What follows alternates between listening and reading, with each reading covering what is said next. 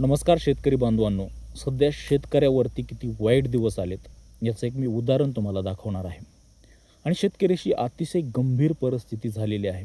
तुम्ही जर मागच्या काही दिवसापासून बघत असाल तर इंधन महागलं, घरात येणारा गॅस महागला, घरात येणारं खाद्यतेल महागलं. त्याचबरोबर आणि इतर अनेक गोष्टी आहेत त्या महागलेल्या आहेत. खत असेल, शेतीला लागणारं औषध असेल आणि आता खरीप हंगामासाठी लागणारं बी बियाणं असेल, हे देखील महागणार आहे. कारण की आपण बघतोय काय परिस्थिती सुरू आहे. मात्र ही सगळी परिस्थिती नेमकं कशामुळे उद्भवली? सरकारच्या चुकीच्या धोरणामुळे का सध्या आखाती देशांमध्ये सुरू असलेल्या युद्धामुळे? आता ही गोष्ट तुमच्या लक्षात येईलच.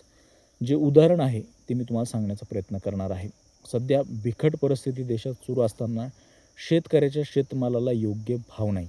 आता ही बीड जिल्ह्यातल्या धारूर तालुक्यातील आरणवाडी येथील एका शेतकऱ्याची ही कहाणी आहे.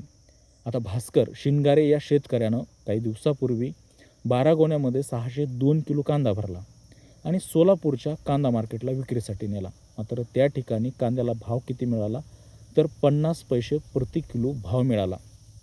जवळपास 602 किलो कांदा नेलेला होता, त्याचे 301 रुपये या शेतकऱ्याला मिळाले आणि जवळपास शेतकऱ्याला आलेल्या खर्चापैकी शेतकऱ्याला खिशातून 1538 रुपये भुर्दंड भरावा लागलेला आहे. आता या शेतकऱ्याच्या घरामध्ये अजून 10 टन कांदा आहे. आता या शेतकऱ्याला 10 टन कांदा उत्पादन करण्यासाठी तो कांदा लावणीपासून घरी आणण्यापर्यंत आणि त्याची साठवणूक ठेवण्यापर्यंत किती खर्च आलेला असेल? हा खर्च तर वेगळाच, तो खर्च तर मिळणे कठीणच आहे. मात्र तो विक्रीसाठी नेताना सुद्धा 602 किलो कांद्याला जवळपास 1538 रुपये खर्च आलेला आहे.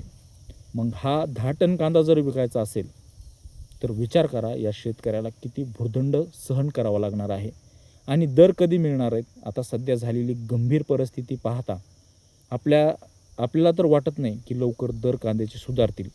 मग भारतामध्ये नेमकं काय केलं जाते? प्रक्रिया उद्योग जर भारतामध्ये असते आणि हमी भाव जर शेतकऱ्याच्या कांद्याला मिळालेला असता. आता मागच्या काही दिवसापूर्वी हमी भावाने आणि काही दर देऊन शासन कांदा खरेदी करणार आहे. मात्र हे खरेदी केंद्र कुठं आहेत हे देखील सांगितलेलं शेतकऱ्याला नाही. त्यामुळे हा शेतकरी मोठ्या अडचणीत सापडलेला आहे. आता येणारा खरीप हंगाम संकटात आहे. कारण सध्या डिझेल, पेट्रोल हे सगळं इंधन महागलं आहे.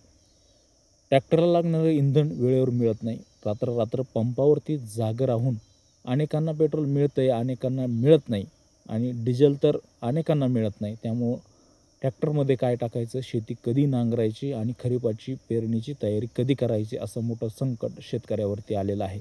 त्यामुळे एकंदरीतच हे उदाहरण पाहता शेतकऱ्यावरती किती गंभीर दिवस आलेले आहेत.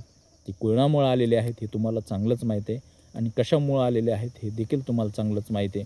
मात्र जर अशी अवस्था शेतकऱ्याची झाली तर हा देश आपण कृषीप्रधान देश म्हणून मानतो, बोलतो आणि सगळी अर्थव्यवस्था ही आपल्या बळीराजावरती अवलंबून आहे. जर अशी अवस्था इथल्या शेतकऱ्याची झाली, शेतकऱ्यावरती जर उपासमारीची वेळ आली तर शेतकऱ्याचं आणि या देशाचं खूप मोठं या ठिकाणी हानी होणार आहे, वाईट होणार आहे. या सगळ्या शेतकऱ्याच्या आलेल्या वाईट दिवसाबद्दल आपल्याला काय वाटतंय? आमच्या कमेंट बॉक्समध्ये नक्की व्यक्त व्हा. धन्यवाद.